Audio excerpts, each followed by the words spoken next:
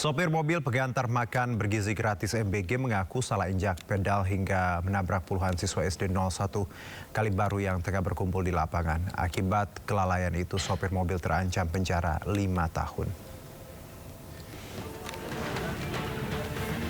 Ya, pemirsa, inilah sopir mobil SPPG bernama Adi Irawan, 34 tahun.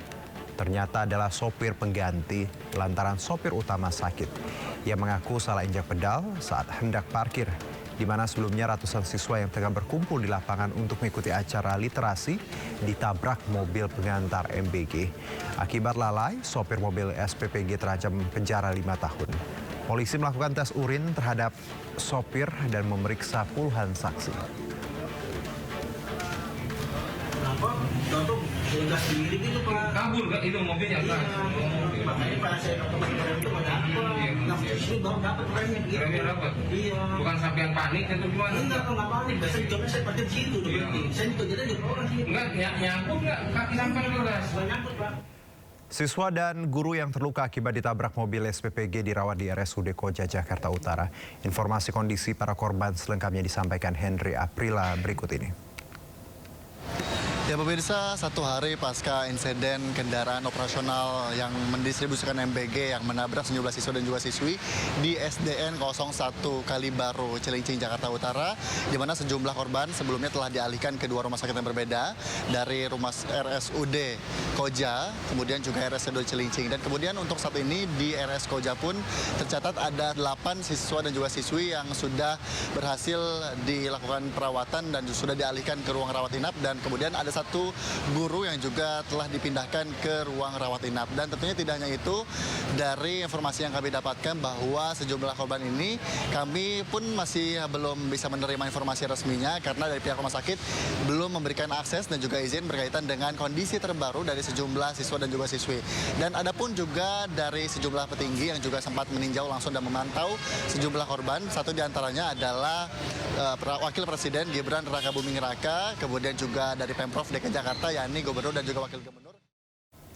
Komnas Perlindungan Anak mendesak pemerintah segera memberikan sanksi penutupan terhadap SPPG yang bertanggung jawab atas penabrakan siswa SD 01.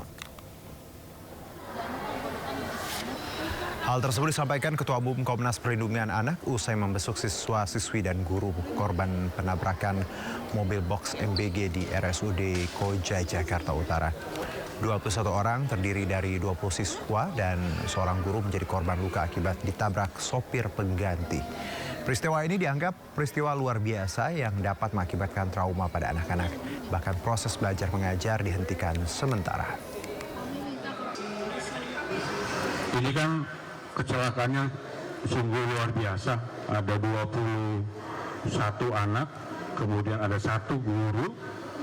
Dan saya kira patut kita minta pertanggungjawabannya BGN untuk menstop misalnya izin dari dapur MBG, karena tentunya driver ini kan menjadi perhatian yang penting juga.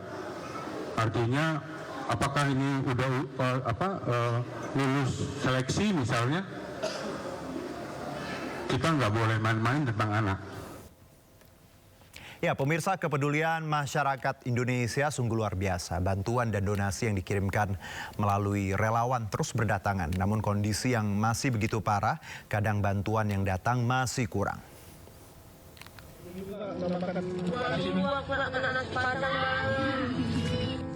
Itulah kebahagiaan pengungsi korban bencana banjir bandang di Pulau Sumatera yang sebenarnya cukup sederhana. Mereka sudah sangat bahagia saat pengungsi membawa bantuan meski hanya nasi bungkus.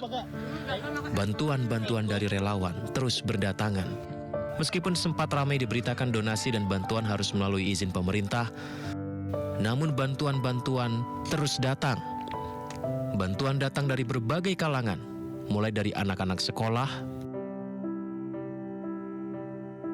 hingga influencer yang aktif di media sosial. Semua berdonasi, berbagi, dan menolong demi mencukupi kebutuhan seluruh pengungsi. Meski bantuan terus berdatangan, namun kondisi medan yang sulit, akses masih sulit dijangkau, dan begitu banyaknya jumlah pengungsi, kadang membuat jumlah donasi masih tidak cukup. Tadi bawa bekas segala macam, ibu cuma udah habis dikasih ke yang jalan. Karena tadi sepanjang jalan juga semuanya butuh. Jadi satu aja satu yang. Jadi sulit banget tuh sampai ini. Semoga Pulau Sumatera segera pulih. Ya, pemirsa, Palembayan, Sumatera Barat menjadi salah satu lokasi parah yang terdampak banjir bandang serta tanah longsor. Ya, beginilah penampakan kayu pasak Palembayan melalui drone. Ini di Sumatera Barat, pemirsa, yang terpantau dari udara setelah beberapa hari pasca dilanda Galodo besar. Masih terlihat beberapa rumah yang utuh namun mengalami kerusakan. Sementara sisi lainnya kita lihat juga banyak bangunan yang sudah rata dengan tanah. Jalanan sendiri juga masih dipenuhi lumpur. Walaupun bisa dilalui seperti itu. Dan jalur air yang melanda dan menyebabkan banjir membuat lempengan baru pasca banjir bandang melanda.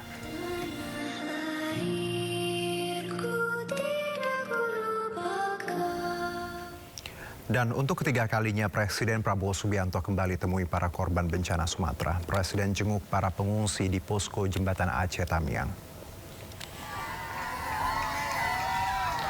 Presiden Prabowo yang ditemani Gubernur Aceh Muzakir Manaf langsung disambut anak-anak korban bencana. Anak-anak antusias berebut salaman dengan Presiden. Prabowo pun dengan sabar meladeni anak-anak yang ingin bersalaman sambil menyapa mereka. Kepala negara tiba di lokasi sekitar pukul 10 pagi setelah mendarat dari helikopter di Bukit Rafa, Aceh Tamiang.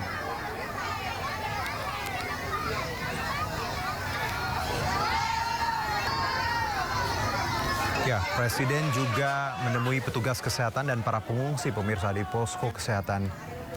Ia menyapa sejumlah pengungsi yang berbaring di tempat tidur posko karena harus dapat perawatan.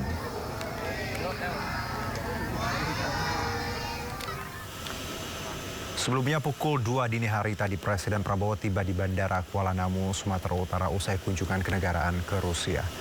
Meski melalui perjalanan panjang, Presiden langsung menuju Sumatera untuk meninjau kembali penanganan bencana.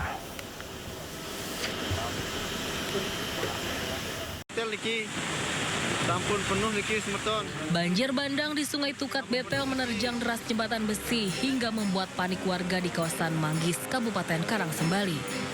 Bahkan air meluap dan juga menerjang 3 desa yakni Desa Gegelang, Antiga, dan Antiga Kelot. Bahkan salah satu mobil yang tengah terparkir sempat terbawa arus deras hingga warga berteriak dan berusaha menyelamatkan. Sejumlah rumah di permukiman juga ikut terendam banjir. Berdasarkan imbauan petugas, satu kepala keluarga di kawasan Banjar Ulakan, Desa Ulakan disarankan untuk mengungsi karena adanya ancaman tanah longsor. Tak hanya itu, kepanikan warga juga terjadi saat mengetahui kandang hewan ternak mereka juga terendam. Warga segera mengevakuasi hewan ternaknya ke lokasi yang lebih tinggi. Hingga kini petugas masih mendata kerugian dampak banjir bandang. Warga diimbau untuk waspada terhadap potensi hujan deras lanjutan dan ancaman bencana susulan. Dari Karangsembali, Yunda Ariesta, iNews melaporkan.